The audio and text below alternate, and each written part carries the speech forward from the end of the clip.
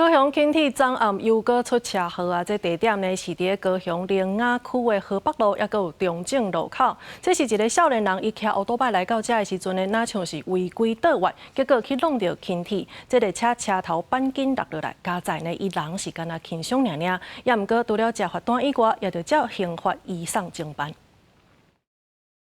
16暗时8点多，灵雅区的河北路甲中正路口，一旁乌多摆青灯起行，其中有一台乌多摆直接倒弯，就安尼弄到轻铁的车头，后壁一台差一点就对咧驶过。警方表示，骑乌多摆22岁姓郭查甫人，技术违规直接倒弯，才会去弄到轻铁，加在人干那轻伤。不过，这场意外也造成轻铁车头受损，停驶20分钟，大约有20位乘客受到影响。咱实际来到这个路口看，四界拢有彩牌啊，讲汽车袂当倒弯，乌多摆按2段式倒弯。轻轨车头钣金有受损掉落，本案无人酒驾。轻轨于20点28分恢复通行，警方到场周遭查访，初步分析事故原因为郭男故意标志标线号志之行驶。